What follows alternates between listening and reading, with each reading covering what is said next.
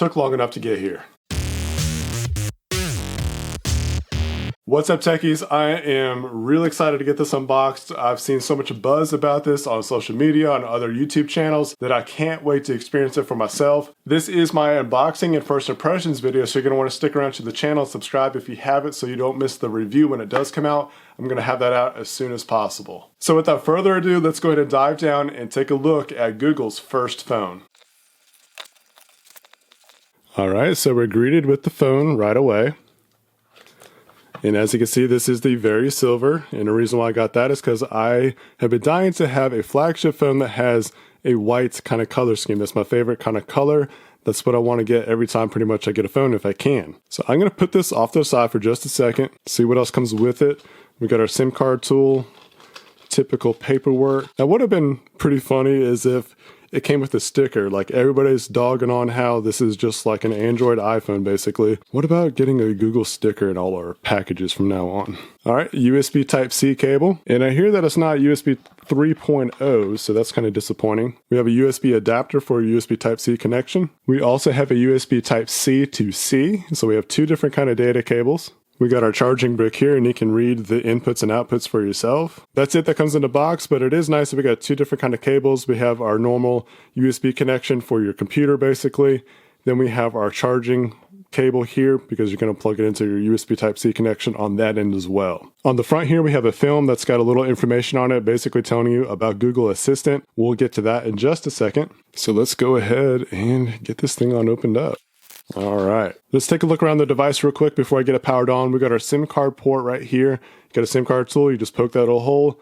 That's where you're going to insert your SIM card. Got our headphone jack at the top. We can see our antenna bands kind of spread around right here. On the back side, we have our fingerprint sensor. That's going to how you unlock the screen and also your fingerprint security. Most of the phone is aluminum, but this top panel is made of glass. Some people are kind of curious why that is. Some theorists are saying it's going to allow better different kind of cell phone signals and stuff with a glass back versus a whole aluminum back. Then up at the top we got our LED, our camera, and then also some other sensors. Bottom side we have our USB connection along with two speakers. Then on the right hand side of the device we have our power button, which has a little bit of texture here to help you kind of differentiate to feel around for it. And then our volume rocker here, which is located towards the middle of the phone. Front facing camera, then we got our sensor, speaker, and nothing right here. All this space right here, nothing for it. This is probably one of my dislikes about the design. It just seems like it's a lot of wasted space right here. It's not as big. Nah, I don't know. It is pretty big. I was gonna say, like, you know, first impressions, like, well, it's not as big in real life, but yeah, it's still pretty big. However, though, it's like with the Moto Z Droid here,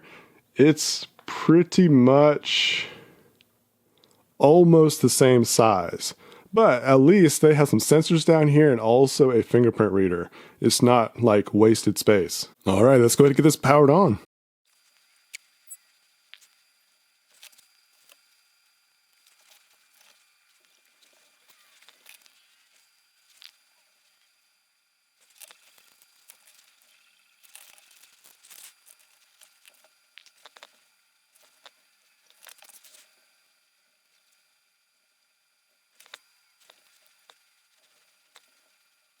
Okay, Google.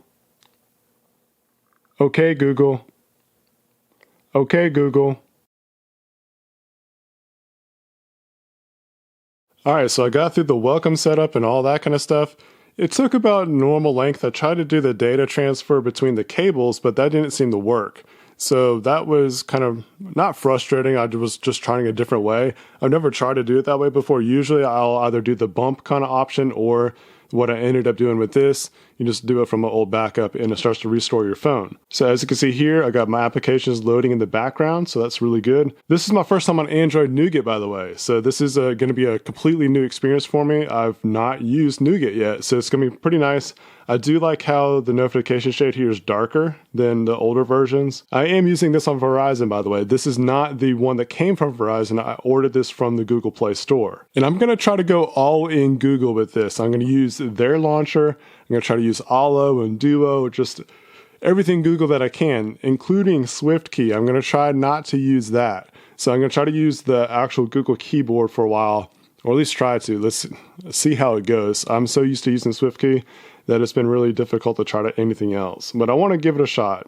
just to kind of give an idea of what it's like. So to access your app drawer, you swipe up if you don't know that already. You can search your apps, you get your most frequent apps up here, then the rest of them loaded throughout the drawer. And something that you'll notice is that you get these little animations here.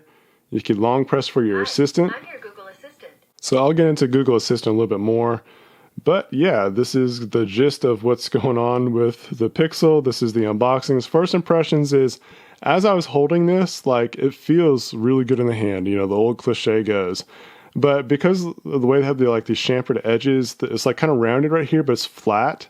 So that really does feel different, and I like the feel of it. It does have some nice little weight to it, so it doesn't feel like it's super light or feel like it's really cheap. As this is loading, it feels a little bit warm.